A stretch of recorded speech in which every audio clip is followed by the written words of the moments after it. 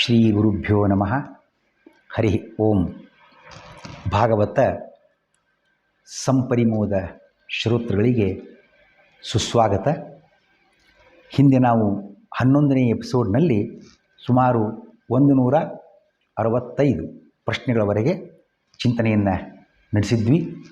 ಇದೀಗ 12ನೇ ಎಪಿಸೋಡ್ನಲ್ಲಿ 166ರಿಂದ ಪಾಠವನ್ನು ಮುಂದುವರಿಸೋಣ. ಸೂರ್ಯ ಸಮ್ಮುಖವಾಗಿ ಯಾರು ಸ್ತೋತ್ರವನ್ನು ಮಾಡ್ತಾರೆ? 60,000 ವಾಲಕಿಲ್ಯ ಮುನಿಗಳು ಸೂರ್ಯನಿಗೆ ಸಮ್ಮುಖವಾಗಿ ಇದ್ದು ಸ್ತೋತ್ರವನ್ನು ಮಾಡ್ತಾರೆ. 12 ಮಾಸಗಳಲ್ಲಿ ಸೂರ್ಯನಾರಾಯಣನ ಸ್ತುತಿಯನ್ನು ಗೈಯುತ್ತಾರೆ. ಈ ಸೂರ್ಯ ಸಪ್ತಕ ಆಗಲೇ ಹೇಳಿದಂತೆ ಚೈತ್ರ ಮಾಸದಲ್ಲಿ ಒಬ್ಬ ಸೂರ್ಯ, ಮತ್ತೊಂದು ಅಪ್ಸರ ಕೃತಸ್ಥಲಿ ಅಂತಕ್ಕಂಥವಳು. ಚೈತ್ರ ಮಾಸದಲ್ಲಿ ವಿಷ್ಣುವೇ ಹೆಸರಿನ ಸೂರ್ಯ, ಧಾತ್ರಿ ಅಂತಕ್ಕಂಥ ಸೂರ್ಯ. ಚೈತ್ರ ಮಾಸದ ನಿಯಾಮಕನಾಗಿರ್ತಕ್ಕಂಥವನು ವಿಷ್ಣು.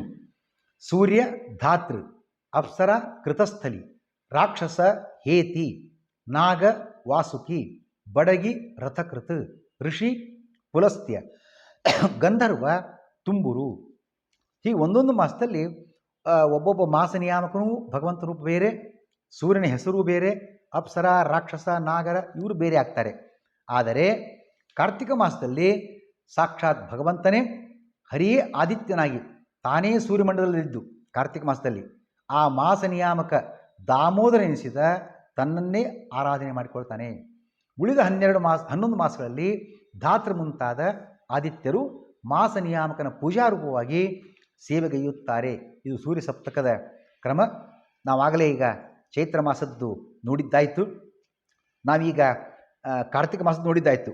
ಕಾರ್ತಿಕ ಮಾಸದಲ್ಲಿ ಮಾಸ ನಿಯಾಮಕ ದಾಮೋದರ, ವಿಷ್ಣು ಎಂಬತಕ್ಕಂಥವನೇ ಸೂರ್ಯನಾಗಿದ್ದಾನೆ. ಅಪ್ಸರ ರಂಭ ಅನ್ನುವಳು, ರಾಕ್ಷಸ ಅಶ್ವ, ನಾಗ ಅಶ್ವತರ, ಬಡಗಿ ಸತ್ಯಕ, ಋಷಿ ವಿಶ್ವಾಮಿತ್ರ, ಗಂಧರ್ವ ಸೂರ್ಯವರ್ಚ. ನಾವೀಗ ಪುಷ್ಯ ಮಾಸದಲ್ಲಿದ್ದೇವೆ. ಜನವರಿ 19ನೇ ತಾರೀಕು 2024ನೇ ಇಸ್ವಿ. ಈ ಪುಷ್ಯ ಮಾಸದಲ್ಲಿರೋದ್ರಿಂದ ಈ ಮಾಸದ ನೋಡೋದು ಅಂತಾಗಿದ್ದರೆ ಈ ಮಾಸದ ನಿಯಾಮಕ ನಾರಾಯಣ, ಸೂರ್ಯನ ಹೆಸರು ಭಗ, ಅಪ್ಸರೆ ಪೂರುಚಿತ್ತಿ ಆ ಸೂರ್ಯ ಸಪ್ತಕ ಗುಂಪಿನಲ್ಲಿರ್ತಕ್ಕಂಥವರು, ರಾಕ್ಷಸ ಸ್ಫೂರ್ಜ್ಯ, ನಾಗ ಕರ್ಕೋಟಕ, ಬಡಗಿ ಊರ್ಣ, ಋಷಿ ಆಯು, ಗಂಧರ್ವ ಅರಿಷ್ಟನೇಮಿ. ಹೀಗೆ ಈ ಸಪ್ತಕಗಳನ್ನು ಆ ಪಟ್ಟಿ ಕೊಟ್ಟಿದೆ ಪುಸ್ತಕದಲ್ಲಿ. ಅದನ್ನು ಆ ಕ್ರಮದಲ್ಲಿ ತಿಳಿಯಬೇಕು ಅನ್ನೋ ಮಾತನ್ನು ಕೂಡ ನೋಡ್ತಕ್ಕಂಥದ್ದು.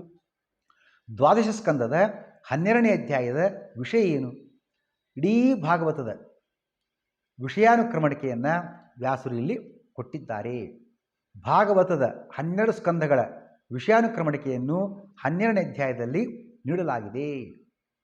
ಭಾಗವತವನ್ನು ಒಂದು ಸಲ ಪಾರಾಯಣ ಮಾಡಲಿಕ್ಕೆ 18,000 ಶ್ಲೋಕ ಇದೆ. ತುಂಬ ಕಷ್ಟ ಆಗೋದಾಗಿದ್ದರೆ ಈ 12ನೇ ಸ್ಕಂದದ 12ನೇ ಅಧ್ಯಾಯ ಒಂದು ಸಲ ಪಾರಾಯಣ ಮಾಡಿದ್ರೆ ಸಾಕು. ಭಾಗವತ ಒಂದು ಸಲ ತಿಳಿದುಕೊಂಡಂತೆ ನೆನಪು ಮಾಡಿಕೊಂಡಂತೆ ಆಗ್ತದೆ.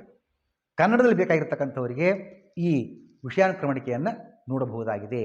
ಪ್ರಥಮ ಸ್ಕಂದದಲ್ಲಿ ಏನುಂಟು?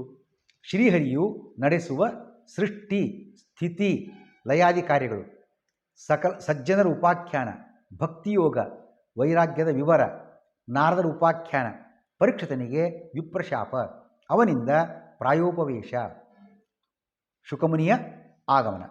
ಇದಿಷ್ಟು 1ನೇ ಸ್ಕಂದದ ಅನುಕ್ರಮಣಿಕೆ. ದ್ವಿತೀಯ ಸ್ಕಂದದ ವಿಷಯಾನುಕ್ರಮಣಿಕೆ ಈ ರೀತಿ ಉಂಟು. ವಿರಾಟ್ ರೂಪ ವರ್ಣನೆ ಶುಕಾಚಾರ್ಯರಿಂದ, ಯೋಗ ಬಲದಿಂದ ದೇಹತ್ಯಾಗದ ರೀತಿ, ಬ್ರಹ್ಮನಾರದ ಸಂವಾದ, ಹರಿಯ ವಿವಿಧ ಅವತಾರಗಳು, ಪ್ರಕೃತಿಯಿಂದ ಸೃಷ್ಟಿ ಮುಂತಾದ ವಿವರಣೆ ಅಲ್ಲಿ ಕಂಡುಬರ್ತದೆ. ತೃತೀಯ ಸ್ಕಂದದಲ್ಲಿ ವಿದುರ ಉದ್ಧವ ಸಂಭಾಷಣೆ, ವಿದುರ ಮೈತ್ರೇಯ ಸಂವಾದ, ಶ್ರೀಹರಿಯು ನಡೆಸುವ ಸೃಷ್ಟಿಯ ವಿವರಣೆ, ಪ್ರಕೃತಿಯಿಂದ ಮಹತ್ತತ್ವಾದಿ ಸೃಷ್ಟಿ, ಬ್ರಹ್ಮನಿಂದಾದ ಸೃಷ್ಟಿ, ಬ್ರಹ್ಮಾಂಡ ಸೃಷ್ಟಿ, ಕಾಲಸ್ವರೂಪ, ನಾಭಿಕಮಲದ ಉತ್ಪತ್ತಿ, ಬ್ರಹ್ಮನಿಂದಾದ ಸೃಷ್ಟಿ, ಪ್ರಳಯದಲ್ಲಿ ಮುಳುಗಿದ್ದ ಭೂಮಿಯ ಉದ್ಧಾರ, ಹಿರಣ್ಯಾಕ್ಷ ವಧೆ, ದೇವ ತಿರ್ಯಕ್ ಅಸುರಾದಿಗಳ ಸೃಷ್ಟಿ, ಬ್ರಹ್ಮನಿಂದ ಸ್ವಯಂಭುವ ಮನು ಹಾಗೂ ಶತರೂಪೆಯರ ಸೃಷ್ಟಿ, ಕರ್ದಮ ದೇವಹೂತಿ ದಂಪತಿಗಳಲ್ಲಿ 9 ಕನ್ಯೆಯರ ಜನನ, ಕಪಿಲಾವತಾರ ಮತ್ತು ಕಪಿಲಗೀತೆ. ಚತುರ್ಥ ಸ್ಕಂದದಲ್ಲಿ ಕರ್ದಮಾದಿ ಸಂತಾನದ ವಿವರಣೆಯನ್ನು ನಾವು ಕಾಣ್ತೇವೆ. ದಕ್ಷಯಜ್ಞ ಧ್ವಂಸ, ಧ್ರುವ, ಪೃಥು, ಪ್ರಾಚೀನ ಬರಿಹಿ ಮುಂತಾದ ರಾಜರ ಚರಿತ್ರೆ, ಪ್ರಾಚೀನ ಬರಿಹಿ ನಾರದರ ಸಂವಾದ, ಇದಿಷ್ಟು 4 ಸ್ಕಂದಗಳವರೆಗೆ ನಾವು ನೋಡ್ತಕ್ಕಂತಹ ವಿಷಯಾನುಕ್ರಮಣಿಕೆ ಆಗಿದೆ. ಶ್ರೀಕೃಷ್ಣಾರ್ಪಣಮಸ್ತು.